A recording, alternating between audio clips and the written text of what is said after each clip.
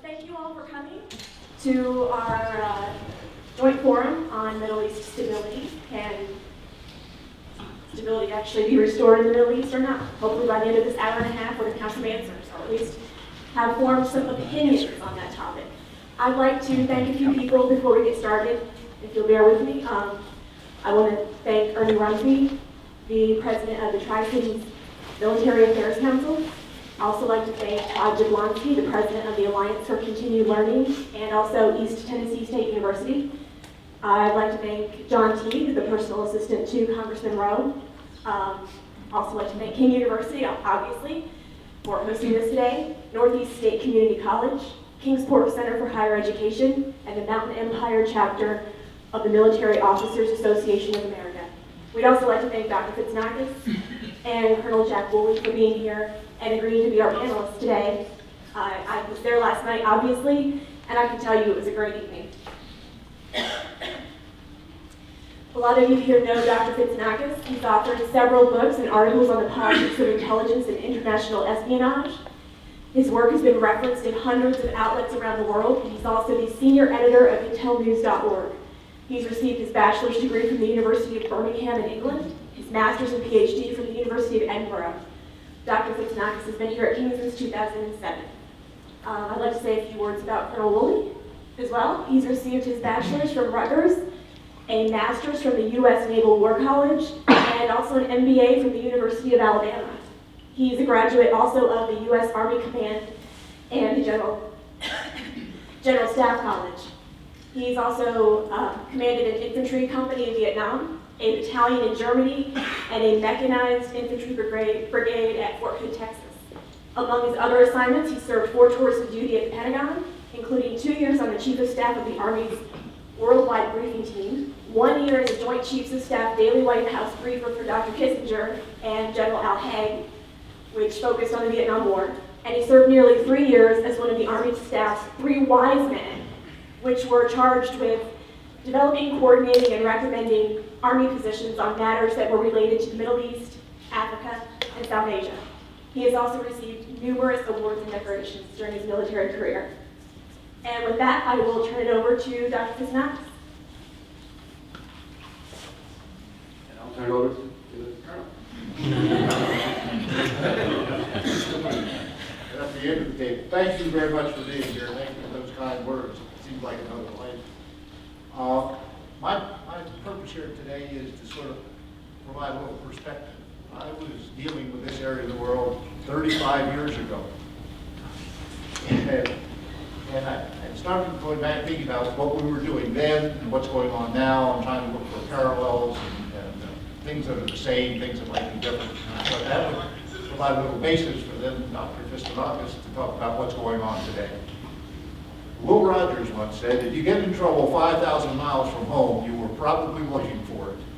Well, I would suggest that Tehran and Beirut and Baghdad are more than 5,000 miles from Washington, and we've certainly gotten a lot of trouble over there, and maybe we were looking for it, but I don't think we deliberately looked for it. What was going on back in 1977, 1982, the years that I was on the Middle East desk? Our basic policy at that time was stability, access to oil, and global balance. Those are the things we tried to keep as the foundations of our policy. Some of the key players in those days, President Carter. Cyrus Vance was the Secretary of State, and he was followed by Muskie, Haig, and Schultz. The key players in the region, just to get us in focus, Israel was Menachem Begin. Egypt, Anwar Sadat, who was assassinated and followed by Hosni Mubarak. Iran, of course, was the Shah. Iraq was Saddam Hussein, had just come into power. Saudi Arabia, the royal family, still there.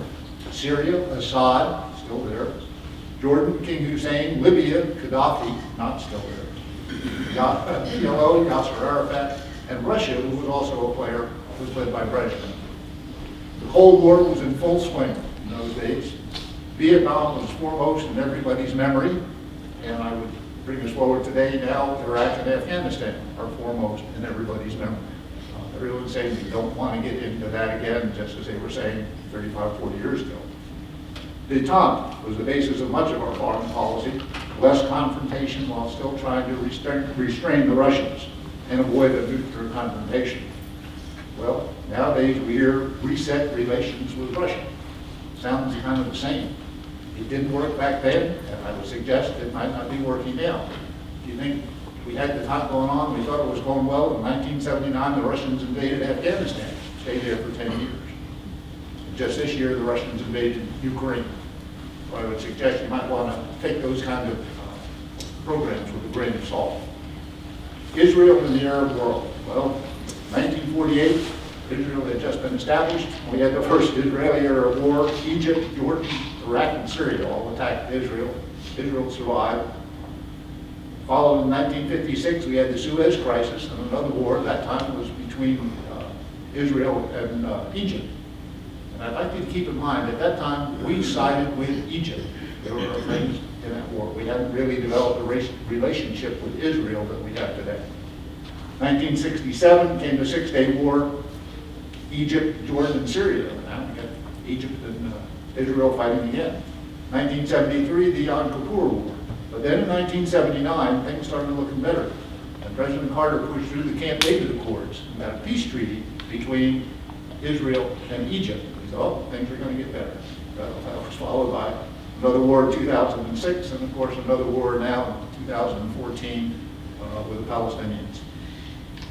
Another event that has parallels with today, in 1981 the Iraqis were trying to develop nuclear capabilities.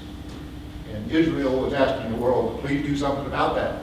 Sanctions or whatever, don't let the Iraqis get nuclear weapons. The world didn't respond quickly enough or strongly enough for the Israelis, and they bombed the Iraqi nuclear facilities and took them out in 1981.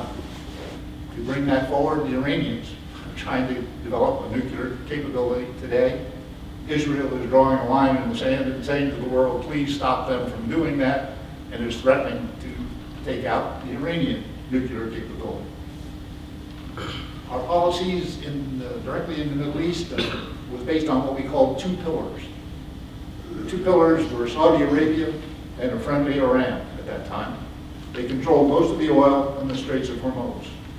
And again, until the end of '79, things were looking pretty good. We had a balance of power and we had stability in the region. Those are important. But in 1979, the Shah of Iran, who had been our friend for 25 years, and was our surrogate in the area. And I think that's an important thing to remember in this area. Surrogates or proxies are a big thing with these people. If they want to fight their own battle, get somebody else to fight my battle for them. Anyhow, Iran, under the Shah, was going to be our proxy. We hear a lot about boots on the ground nowadays. He was going to provide the boots. We were going to provide the money, the weapons, and the support. Well, he was overthrown. We had the anti-American riots. The embassy was taken over. 55 hostages were taken and held for 444 days. We had a failed rescue attempt. And one of the pillars was gone, and a friend became an enemy.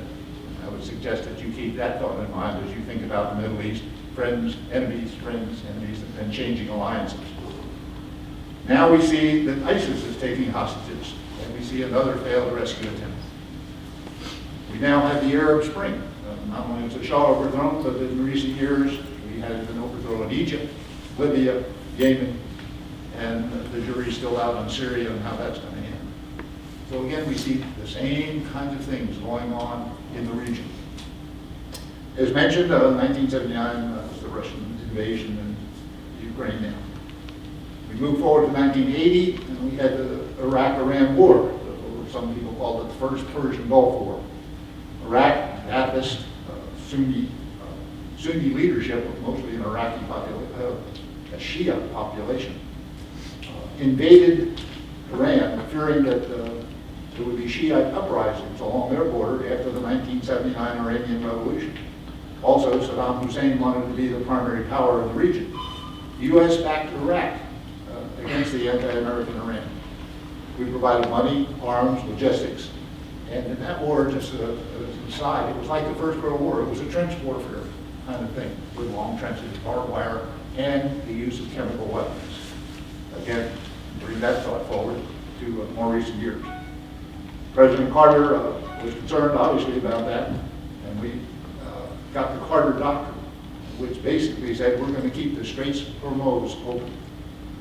There was oil, of course, or tensions near military force, and we were looking at globally one of the heaviest naval areas in the world, naval lines of communication and naval military power to keep those straits open. Geography is important in this region, especially with the sea lines of communication to move the oil that the whole world needs.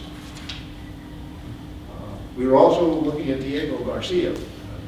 Some of you may or may not have heard of that. It's an island in the Indian Ocean, 4,000 or 5,000 miles south of Saudi Arabia, Madrid, 5 closer than we are.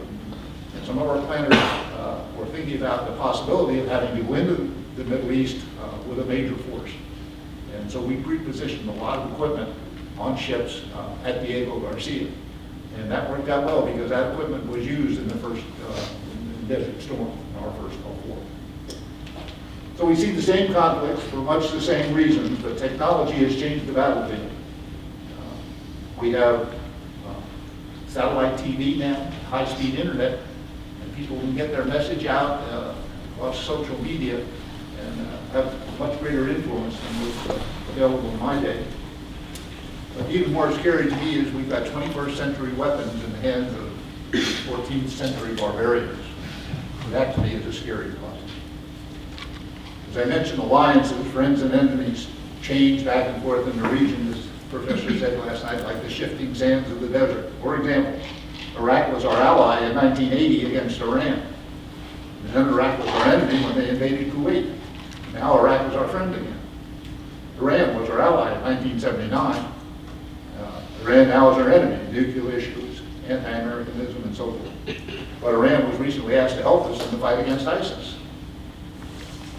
In Syria, we support the rebels against Assad, but now we fight against ISIS, who also fights against Assad. We've got a three-way war going on, and that's complicated. And of course, Egypt was our friend, our enemy, enemy now our friend again. So what does all this make me think from my time and looking at what's going on today? Some conclusions. The region remains of vital interest to us and to the world. Oil and the sea lines of communications, stability is in everybody's interest. And oil is not just for us. The whole world still runs on oil. So if that oil flow gets disrupted, it not only affects us, it affects the economies around the world, and that affects all our trading partners. So it's an area that's of interest to everybody, and stability is in everybody's interest. Can we degrade and destroy ISIS, which is probably, perhaps we'll discuss, one of the greatest threats and changes that have ever happened in the area. I think we can degrade them. I hope we can contain them. I don't know about destroy them. We're not talking about a nation state, although they like to think of themselves as such. They're a terrorist organization that's filling a vacuum. And that's another key word for the area is vacuum. With all these leadership changes and all the hatreds, vacuums occur. And when they occur, organizations like ISIS step in. The Muslims have to take care of the situation. And all Muslims have an expanding piece of hell in their part of the earth, and it's getting ever closer to the center of Islam. The Arabs must solve the problems, not outsiders like us. We have bombs, we have money, but we do not have religious credentials in the area, and that's important. Religious hatreds are deeply ingrained, and they trump politics. The professor will talk more about that as we go on. The culture of the region seems to embrace war and violence as a way to resolve conflicts. Loyalty to religion and tribal groups is more important than loyalty to the state. That same thing from us trying to impose or set up democracies and nation states in a nation where they're more interested in their tribe or their mosque. Of course, the region remains economically and politically important to everyone. We have a strong commitment to Israel, and that has a great effect on all that we do, and that will be discussed as we go along. The management of policy in the Middle East must be adapted without losing sight of our hardcore interests. It will take cool appraisals and flexible diplomacy, because things don't last. Everything changes. And just as brief dissertation, you can see that. Our military is necessary, but in the background and as support. We really can't solve the current problem. Our military cannot solve the current problems. Only the Arabs themselves can provide the stability that we need.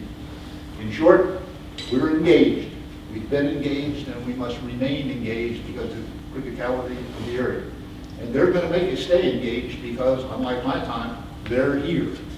Think of 9/11, Fort Hood shootings, Boston Marathon bombings. Terrorism has become part of that whole way of life, and it has reached our shores. And so we are engaged for several reasons, not the least of which, of course, is that it's important. And while we may see stability in the area, unfortunately, some of us may never see a lasting peace in our or anyone else's time in the Middle East. Thank you.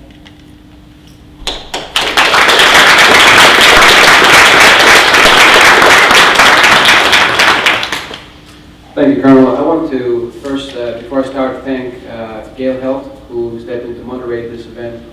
Thank you, Gail, for doing this.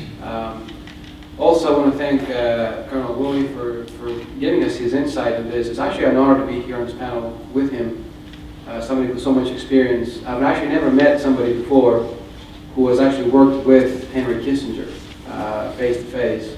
And I was actually tempted to just say, forget about the subject, just talk about Henry Kissinger, the Vietnam War, and Nixon and all that stuff.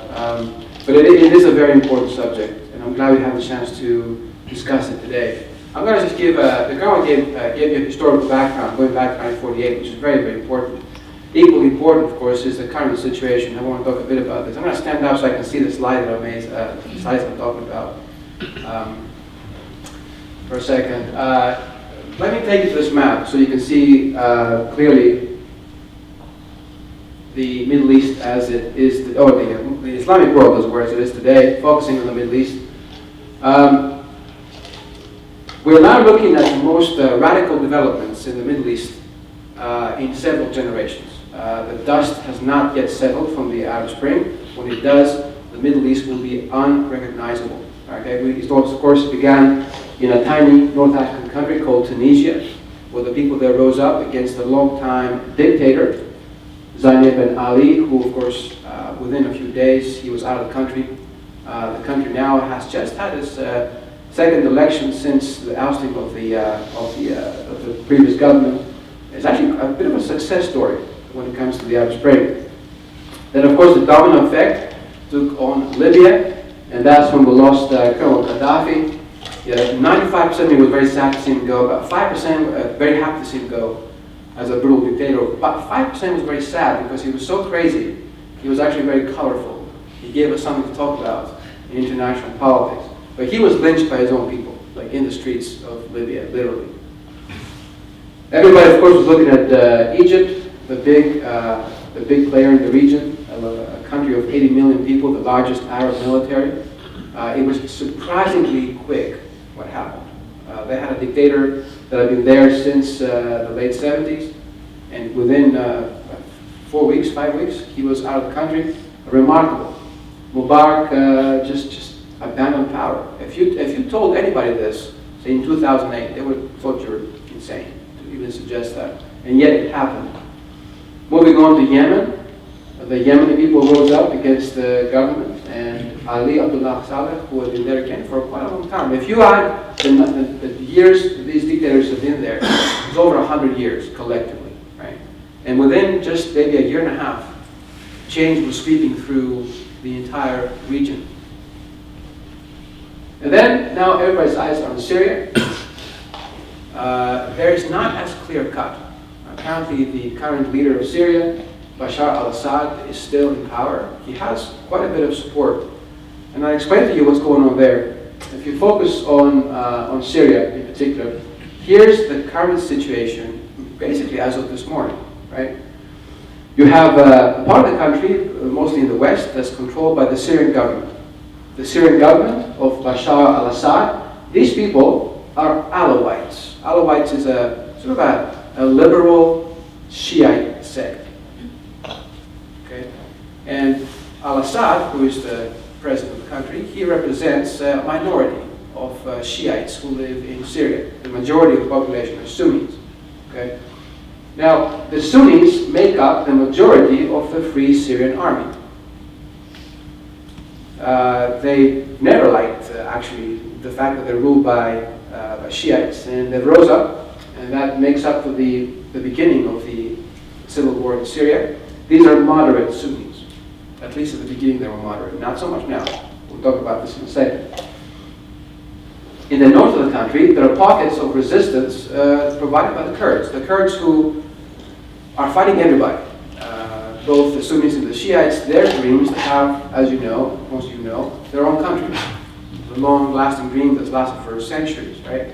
They're against everybody. But the main cause for concern for American foreign policy right now is that the majority of the country is now ruled by the Islamic State of Iraq and Syria, also what it calls itself as Islamic State. Okay, these guys are Islamist Sunnis. Okay, so you can argue that the Free Syrian Army, their goal is to have a sort of a constitutional republic, not an Islamic state, but of course the ISIS, they want to have a theocratic state that will make Saudi Arabia look moderate by comparison. Right? Now, it gets more complicated because at the very beginning, with the Free Syrian Army started fighting al-Assad, they were pretty much moderate Muslims. They were not, seasoned fighters. They were like teachers and peasants and people like that who took up arms to fight the regime. They didn't know how to fight. They were facing the army of the Syrian government, trained by the Russians. I mean, a formidable force. Eventually, as things were coming to a standstill and there was no breakthrough in the war, many non-moderate Sunnis, people linked to Al-Qaeda, people like the Al-Nusra Front, joined the Free Syrian Army and said, "You guys know how to fight. We do. In fact, we've seen where we train. We're trained fighting the Americans in places like Iraq and Afghanistan, and we can help you fight this war and win." And of course, they were taken in. Right now, the majority of the the forces of the Free Syrian Army are actually commanded by people linked to Al-Qaeda. And there's another group that's joined them, the Khorasan group. This is sort of the most hardline Al-Qaeda militants who believe that it's not enough to fight local actors. If they want to be successful, they have to fight the United States as well, and Israel. So Khorasan makes Al-Qaeda look like moderate, basically.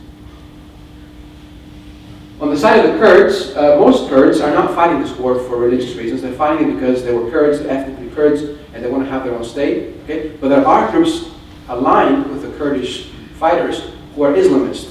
Like, for instance, the Ansar al-Islam. These guys are Kurds, but they want to end up with a theocratic state.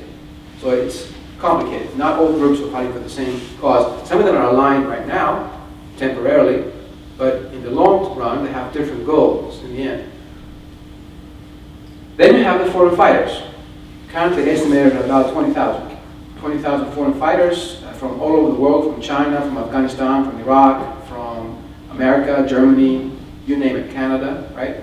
Many of these guys are Arab in descent, many are not, they're Caucasians, who've gone there to fight the holy war against the infidels. And then you have private mercenaries. The Slavonic Corps is a private Russian company that provides basically mercenaries for whoever pays the highest amount. And these guys are there now. We see them frequently in news reporting lately. They're fighting on the side of the government because they're paid to do so. Okay? They're there just for money. So it's a very complicated situation. It gets even more complicated when you look at the position of the regional actors in the game. We have this discussion in the United States about what should we do, should we have boots on the ground. There are many options that the US has, but my point today is that before we decide what to do, we better have an answer to these questions before we get involved in there again, right? One question you can ask is this: what about Iran? What about Hezbollah? What about the Palestinians? The Palestinians, the Azerbaijanis, Hezbollah and Iran are firmly on the side of the Syrian regime, the Syrian government. Okay? The reason why 3 of the 4, Azerbaijan, Iran, and Hezbollah are on the side of al-Assad is because they're all Shiites. When it comes to the Palestinians, they've been supported militarily and materially by Syria for a long, long time. Even though the Palestinians are Sunnis, they're still siding with the Shia regime in Syria. Okay? we talk about how, it's actually very impressive how ISIS has emerged from nothing to get what it is today, controls huge swaths of territory. Militarily, they're very capable. But that's not to say they haven't lost several battles already. But it's interesting, every time they've lost a battle, it's because they were fighting Shiites. So they lost several battles in northern Kurdistan, fighting a military that was commanded by Iranians, and they lost that. The last time they lost heavily, conclusively in fact, was when they fought Hezbollah in northern Lebanon. Okay, so the easiest thing that America could do to fight ISIS, is to allow the Iranians to turn to shreds, which they would love to do. And they would probably do it quite easily. The problem with that solution is that it leaves most of northern Iraq controlled by Iran. Then you're going to have two Irans to worry about, not just one. Now, at the beginning of this war, Turkey, Jordan, Israel, Saudi Arabia, and all the Gulf states were all supporting the Free Syrian Army because they wanted to get rid of al-Assad. But as it became obvious that the Free Syrian Army was not able to defeat them, they changed their tune. Particularly, the Turks were very concerned about the fact that the Kurds were becoming stronger by uniting to fight ISIS. As you know, the Kurds don't just live in Syria. There are millions of Kurds living in Turkey. 2 out of 5 Turks are actually Kurds in ethnicity, and they want to have their own state. There are also Kurds in Iraq, of course, and in Iran. And as the Turks realized that the Kurds are becoming more unified by fighting ISIS, currently, if you ask an average Turkish diplomat, they're not quite sure if the biggest threat to Turkey is ISIS or the Kurds. So currently, Turkey is in fact supporting, he's actually supporting ISIS, technically, because they won't allow the Kurds to go in there and fight them. Now, Turkey is a NATO ally of the United States. Right? And it gets more complicated because the Saudis were at least ostensibly in favor of the Free Syrian Army, but they don't want Iran to take care of the problem. Because if Iran fights ISIS and wins, then you're going to have a stronger Iran. The Saudis and the Iranians don't see eye to eye. The Saudis are sort of the gatekeepers of Sunni Islam. The Iranians are the gatekeepers of Shia Islam. These two rival powers, regional powers, are each other's throat, right? So actually, if you look at who's been funding ISIS in the last, say, year or so, it's been mostly Saudi Arabia. So we have the similar scenario with Al-Qaeda, where until recently, the heaviest funder of Al-Qaeda were the Saudis, supposedly an American ally. Now, this all goes back actually to the U.S. involvement in Iraq in 2003. This map shows you the ethnic composition of Iraq before the American invasion of 2003. And what you see here is that basically Iraq is a multi-ethnic state. The Kurds in the north, they're either Sunni or Shiite, mostly Sunni.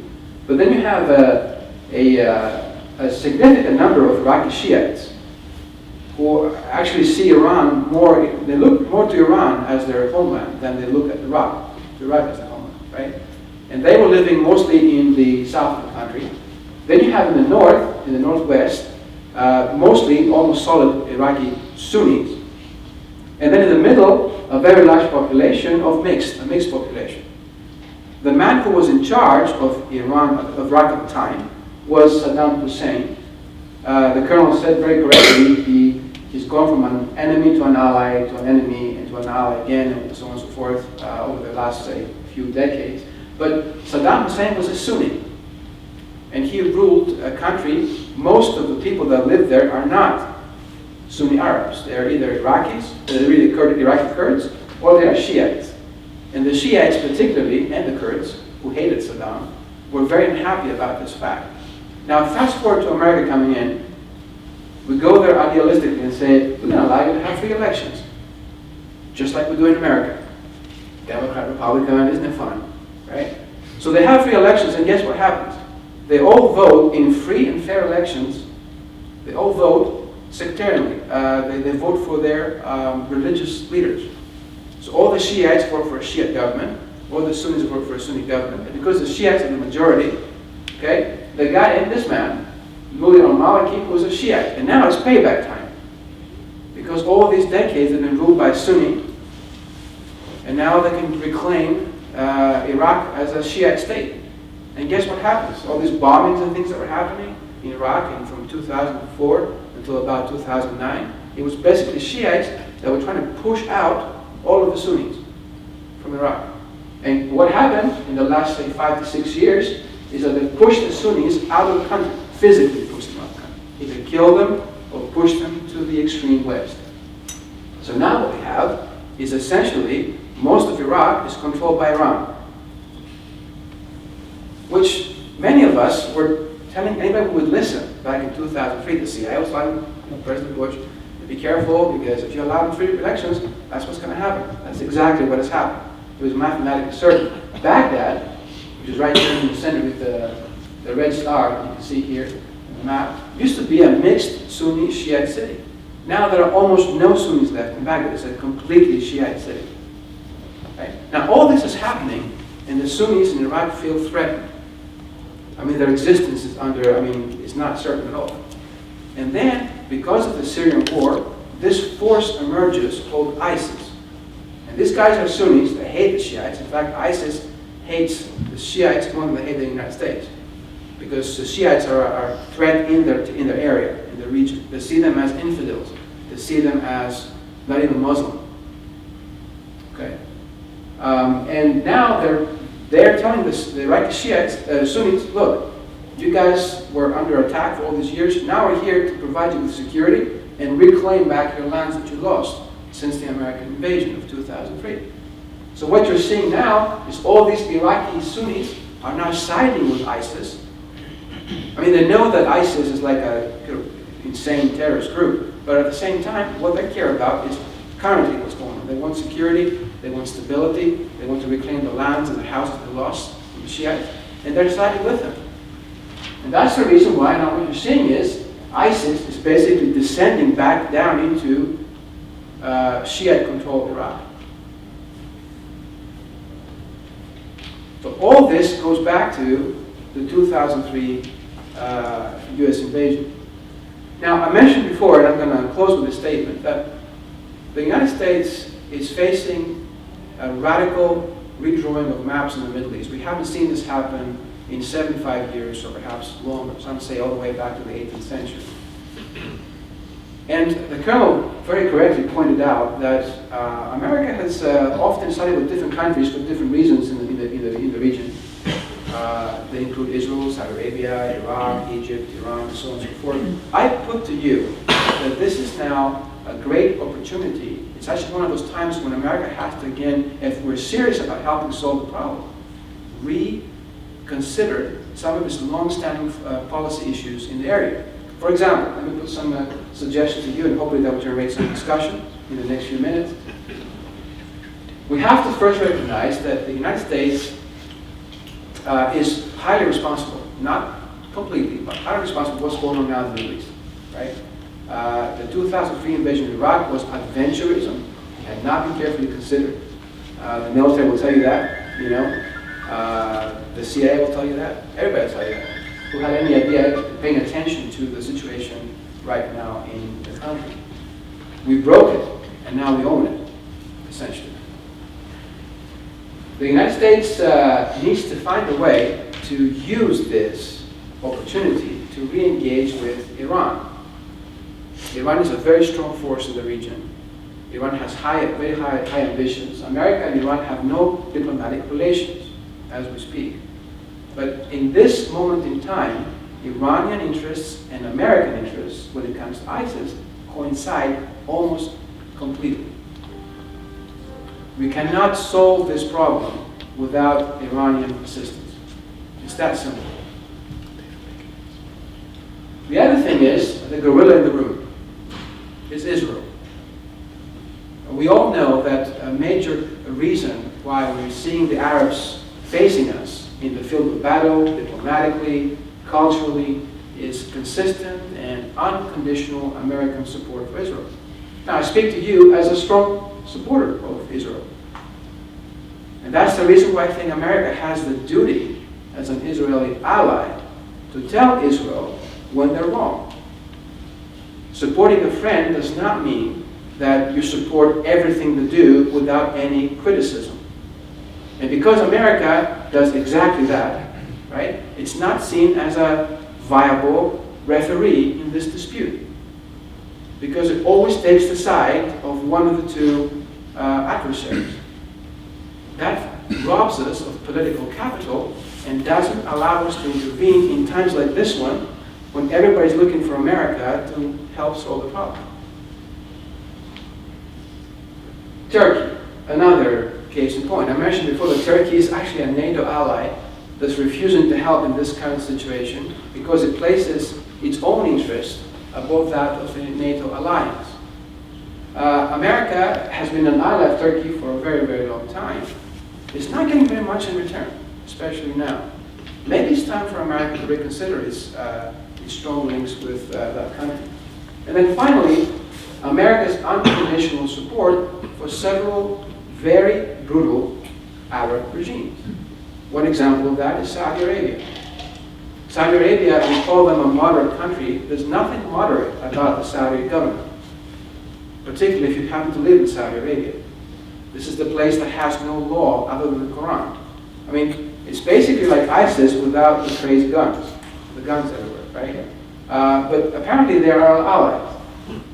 It's not really making us look very good in the eyes of most Arabs, who actually aspire to live in a more free and liberal society, right? So my point is, and I hope that's going to generate some discussion, that America, this is a great opportunity for America to really use this radical shifting of sands in the area to withdraw some of its long-standing political alliances and perhaps emerge as a more credible, more viable intermediary in this current dispute.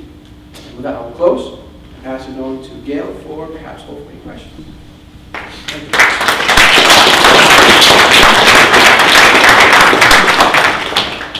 We would like to open it to questions from the audience, please. If you guys have a question, please raise your hand. I'll bring the microphone to you. We only have one mic in the room, so I'll have to go back and forth. But please, questions?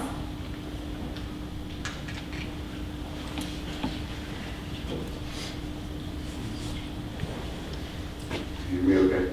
Yes. Iran would certainly want to negotiate the capability to develop nuclear weapons if the U.S. were to ask for help.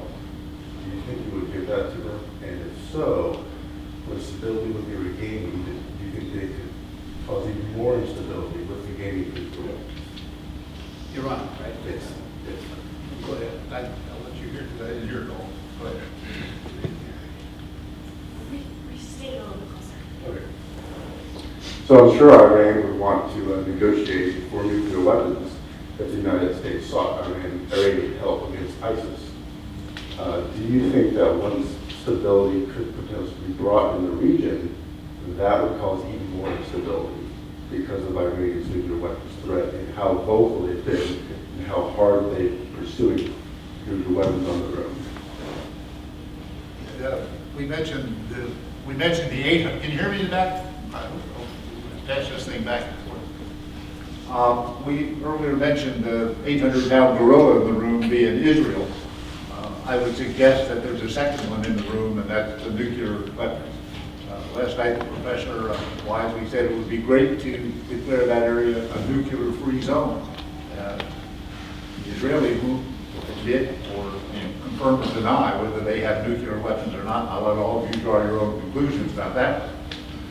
But it would seem to me that while there are, while it is in our interest to re-engage with Iran, to get them more involved, hopefully directly, in solving the problems of their area, I do not think that easing up in our position to keep them from getting nuclear weapons is a good part of that solution. As the professor says, we've got to reevaluate a lot of things. I think we need to keep the pressure on Iran with the sanctions that are going. I think they're making a difference. But I could not support a change in policy that said, gee, we'll sort of look away and let you guys get nuclear weapons. Because if you look down the road, the implications of that are just horrendous. So I would have to say no. There is no question that Iran is working on a nuclear weapons program. If you ask the Iranians, they'll say, well, it's a nuclear program, but it's a peaceful nuclear program, right? Which of course nobody believes, even the Iranians themselves. The problem with that is, of course, that actually, if you've been following the news, Obama actually sent a secret letter to the Iranian government last month in October, and he said, we can work together on ISIS. You and us fighting them. But before we can negotiate how to do this, fight together on ISIS, you have to give us certain assurances about your nuclear program. The Iranians turned around and said, well, this is not how it works. The way it works is if you want us to work together on ISIS, you have to give us assurances about us being able to have a nuclear program. Right? So you see how this is going to end up in a dead end. My personal take on this is that Iran is very close to producing a nuclear bomb, very, very close. Some say they're just a few months away at this point. I don't think Iran will actually create a nuclear weapon. Iran, what they've been doing for the last, say 5 to 6 years, they're developing all the components that you have to have for a nuclear weapon, but they haven't assembled them, right? It doesn't take very long to do that. So if they find themselves in a position where they have to have a nuclear weapon, it would take them just a couple of weeks to assemble everything. But technically, right now, if they tell you, which they do, that they don't have a nuclear weapon, they're technically correct. They don't. But they have all the components for it, right? And I don't see that, and the Trump was correct, I don't see that changing anytime soon. American foreign policy on that is not going to change. And Iranian policy will remain pretty much as where it is right now. That, in a bizarre way, does create some stability in the area, right? Because there's no rapidly changing situations. Unless, of course, ISIS becomes so strong that it starts threatening the territorial integrity of countries like Jordan, countries like Lebanon, and countries like Iran as well. That will change everything.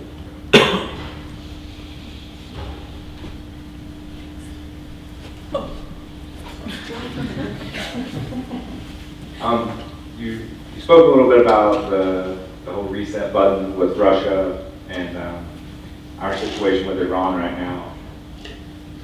Would you think that it would be a good idea to side with Assad against ISIS and al-Nusra?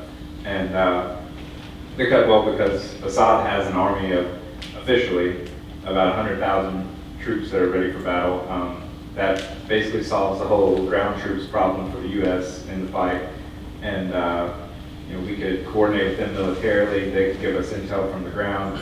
We could use our air power against them, and also it would help to strengthen ties with Russia's biggest ally in the region, and also it would strengthen ties with Iran too. It would maybe not strengthen ties, but open up some channels for cooperation, and possibly, like you were saying, it presents us an opportunity to realign or shift our foreign policy in the Middle East away from all of this to a new foreign policy that may end up benefiting everybody, Russia, United States, and Iran.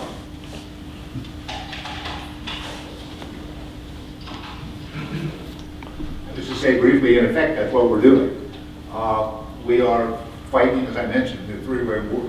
We are fighting against ISIS. It's sort of, in the military, you kind of think of what's the most immediate threat, what's the worst threat. I got to deal with that first. And for us right now, and for all of us, I think ISIS is the answer to that one. They're the most immediate threat. We don't like Assad, we want him out, but we've got to, right now, I believe, concentrate on ISIS. And if that means indirect, tangential support or non-aggression, if you will, against Assad, that's okay with me. And I think it should be okay with our foreign policy. It doesn't change our basic ideas, just as we were talking about Iran. It's okay, we're going to fight these ISIS guys, but we still don't like you. However, that's tactfully put in political terms.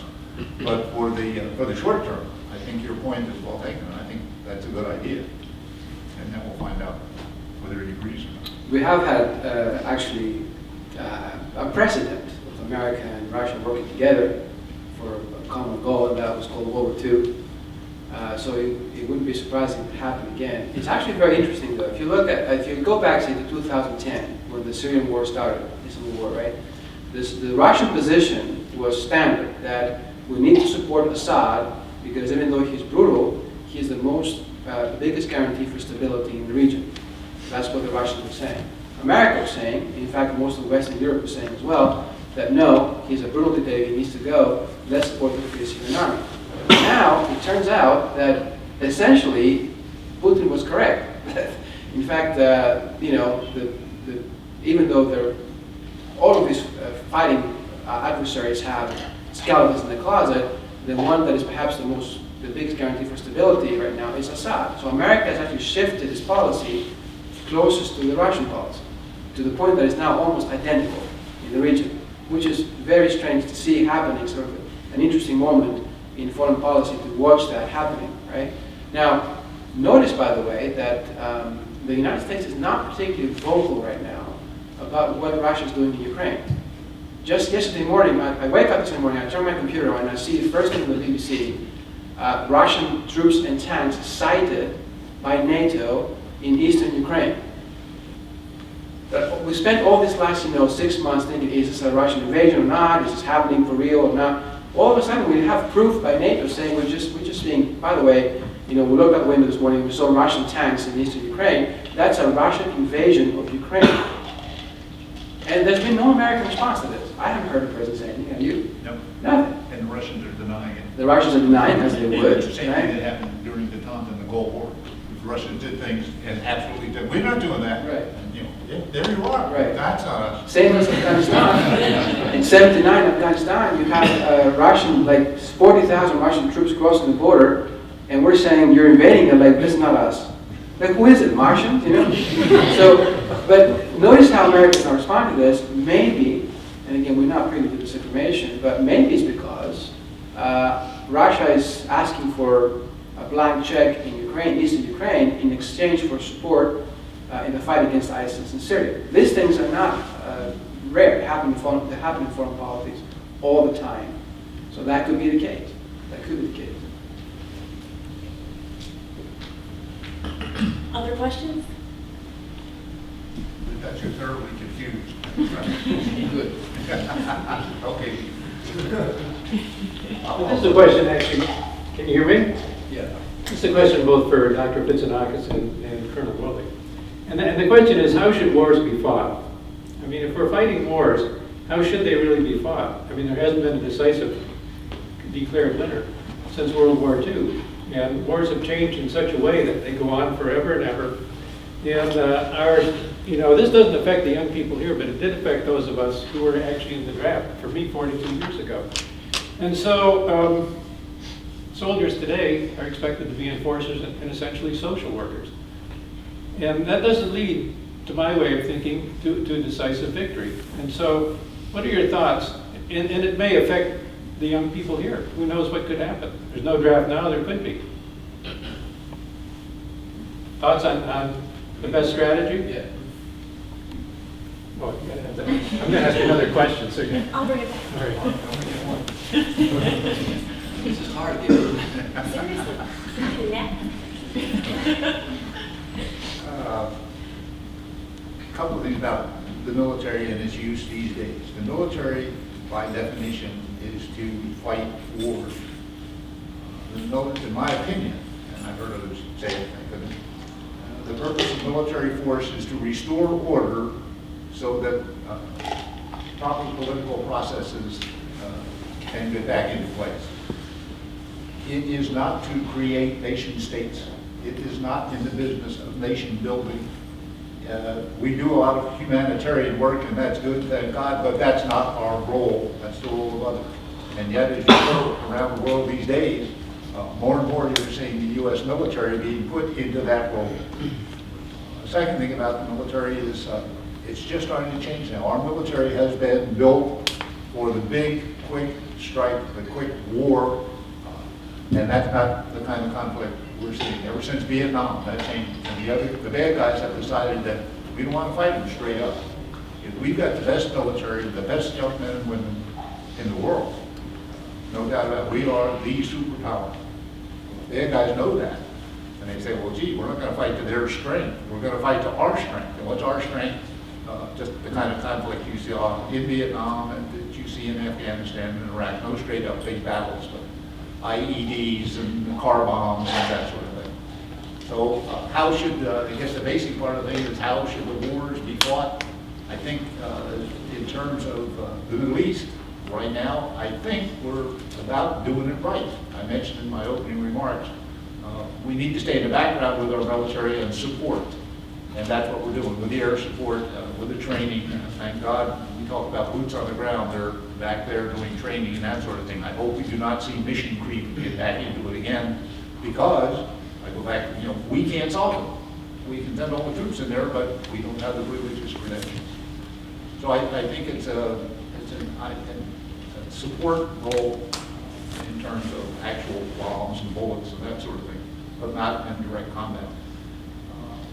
And I don't know, does that answer your question? I know we still have to do the humanitarian thing. That's because we have moral values in this country, and we could spend another 2 or 3 hours comparing moral values in this area with where we are, because that also gets in the way of our understanding of how to deal with these people. The professor made a great point last night, and I'm giving you a little aside now, but one of the tenets of war is that you have to understand and know your enemy.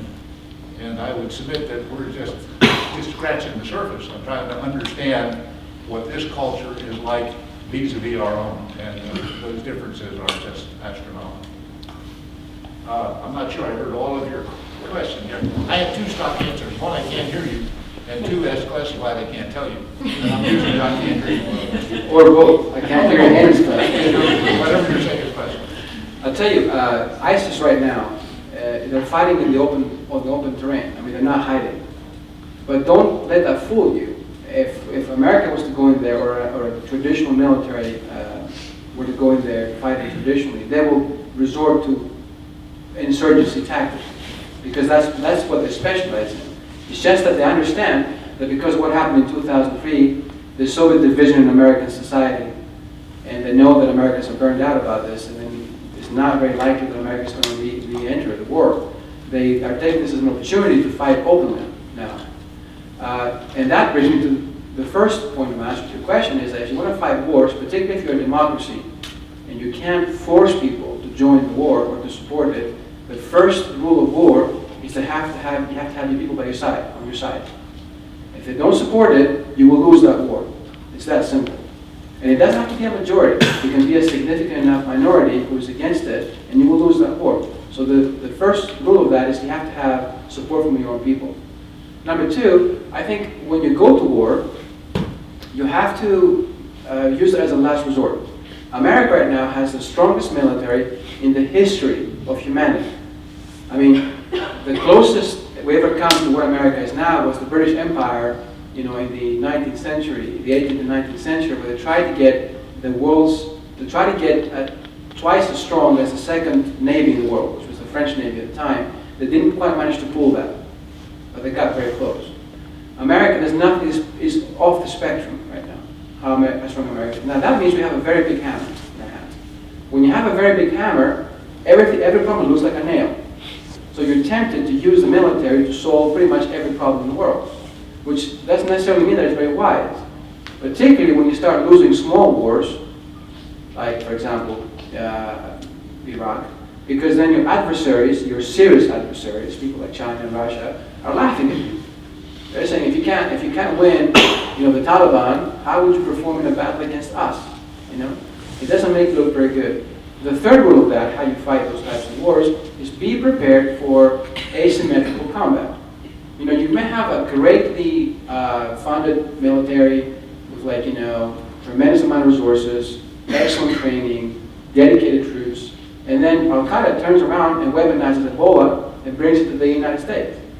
Now you tell me what your military is going to do about that. Are we going to shoot the virus?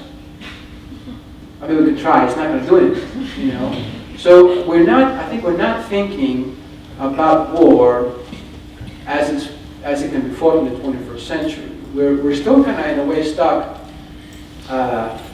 in sort of a World War II type mode. Now, if you ask military leaders, they will tell you just what I told you. That we need to think very creatively about war, but it's up to the politicians to give the order for us to start switching into a more non-traditional mode of combat.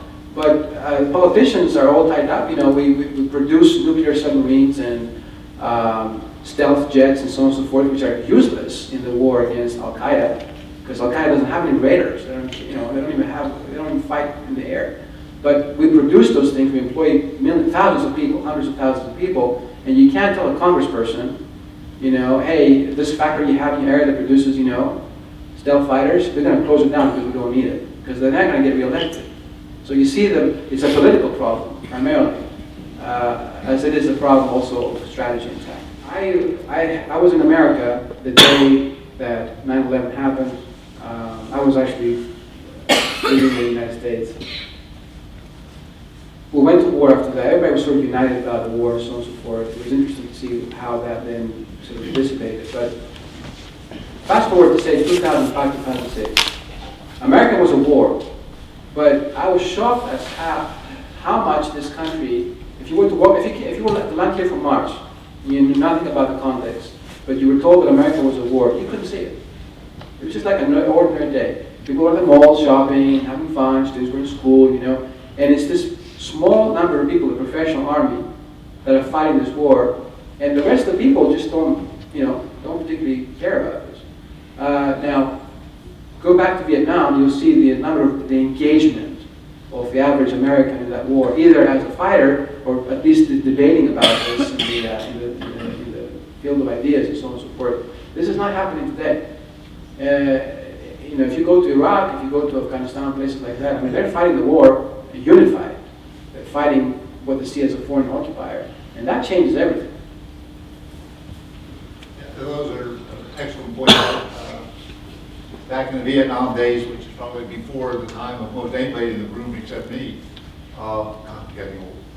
The country really, at least they were engaged. They knew what was going on, and they were totally against it. Part of the reason was the Vietnam War was the first war that was fought, as we used to say, in the American bedroom. By that I mean everybody would go to bed at night, turn on their TV at the foot of the bed, and the first thing they would see would be CBS News or NBC News showing body bags coming back from Vietnam, our body bags. And bad guys knew that, and they played on it, and they just kept it going. They knew if they could send enough body bags back long enough, the American people would just say, that's it, we're going home. And we did, 1972 or 3. We didn't have an exit strategy. The term hasn't come up yet. I'm not sure we have one in the Middle East either. But that so everybody was involved. And I came home and people literally were throwing dirty diapers at the soldiers because we were baby killers. That was the attitude back in those days. Now, as Gary rightly points out, you have very few our national leaders who have any experience in war as it really exists. We used to say that war is an operation where people who know each other at the top send out people who don't know each other to kill each other. And that's about what it amounts to. And so nowadays you go out on the street, and just like the professor said, you go out on the street and ask a few questions about anything like now and what's going on, and half the people you talk to won't even know. They won't know the names, they won't know what's going on, and they don't care. What they care about is the social media, and, you know, who did what yesterday, that sort of thing. And we're kind of the generational point where we're losing track of the rest of the world. And I think that is scary because, as I said earlier, we have to be engaged. As the professor said, we are the superpower, and we have to act like the superpower. In order to do that, our population has to recognize it and act accordingly. And right now, there's a vacuum there. And I want to add one more thing about this regarding the current situation in the Middle East. When the U.S. decided to invade Iraq in 2003, in March, I was living at the time in Nashville, Tennessee, and I was hanging out with a lot of Iraqi Kurds who, you know, had come to America after being gassed by Saddam, so they hated Saddam. I remember the day after the first bombs started falling in Baghdad, American bombs, and I was actually at my Kurdish friend's house, and I was expecting a party atmosphere. You know, because I mean, these guys, I mean, the Kurds hate Saddam, I mean, passionately. And it was a very solemn occasion. And I asked my friends, I said, well, why are you not more happy that America is actually going in there and taking care of business? And that's when my friend, who had fought against Saddam as a Peshmerga, as a Kurdish guerrilla in the mountains in the 1970s and 80s, he told me the story about how the Iran-Iraq war began in 1981. He was saying that at the time, of course, Khomeini, Ayatollah Khomeini, was the leader of Iran. And there were many reasons why the war started, first of all, but one of the first symbolic act of attack by Iranians against Iraq happened when Ayatollah Khomeini was praying. Every time there would be like a council of the elders in Iraq, the supreme leader would summon all the elders and talk about what you should do. And Khomeini would go pray by himself in a room. And then would come back out, and that day he came back out with tears in his eyes. And he said, Allah just told me that we need to go into Iraq and liberate our brothers, the Shia brothers, who are under occupation by the Sunnis. The problem with Iran was that the revolution had just happened, and most of the Iranian Air Force had sided with the Shah, with the king of Iran, who was an American ally. And most of the Air Force had left the country. So Iran at the time had no Air Force. But they still wanted to start the war, to fight the war. So, and another thing you should know about this, about Iran-Iraq, that border is heavily mined. It's almost like North and South Korea, it's just heavily mined. So it was very difficult for the Iranian military to just walk in, because they would lose a lot of people.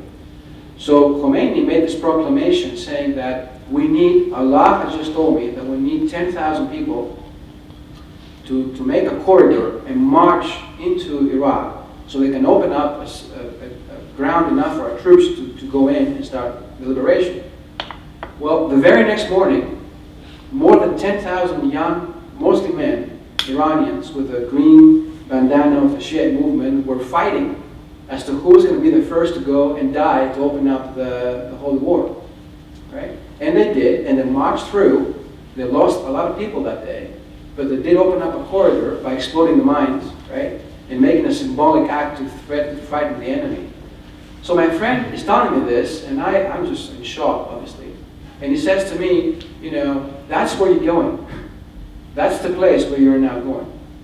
And I'm concerned about you because I don't think you understand how they fight over there. He said, do you think, my friend, he said, do you think that your military has this type of attitude?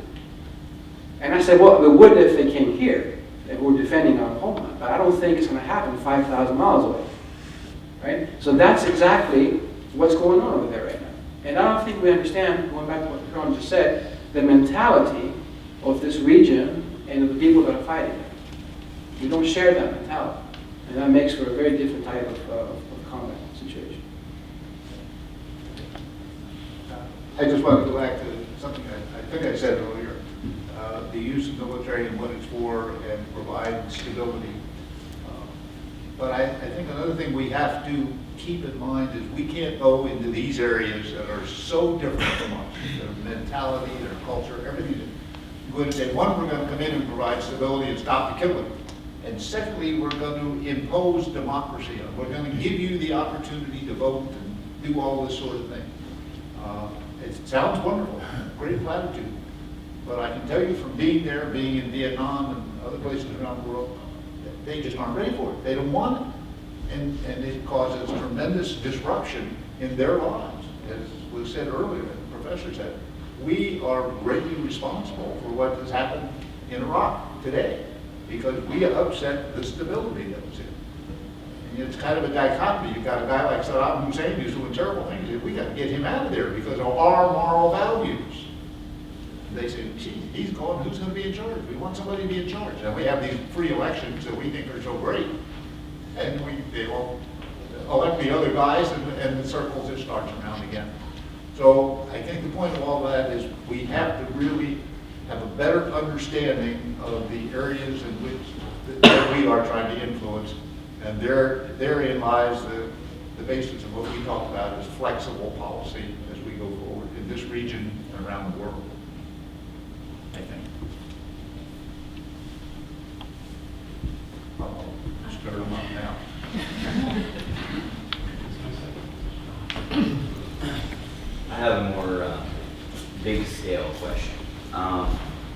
If America backs Assad to defeat ISIS, which would be a wonderful thing, would that not be technically playing into what Putin might want, so we could look the other way, so they could take more land, which essentially would bring us back to the Soviet era period, which the countries that are even a part of NATO and not a part of NATO are very concerned.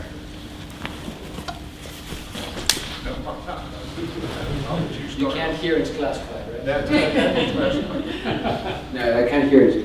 I'm just kidding. The answer to that, I think, is, you know, and I often do the same mistake. I often will say, you know, I use the term like adversary or friend when it comes to international politics. That is wrong, actually. There's no such thing as an American ally, or an American adversary, or even an enemy, right? There are countries that can, in certain instances, in certain occasions, advance American interests, and countries that do not, based on their current policy. I mean, think about this. With Russia,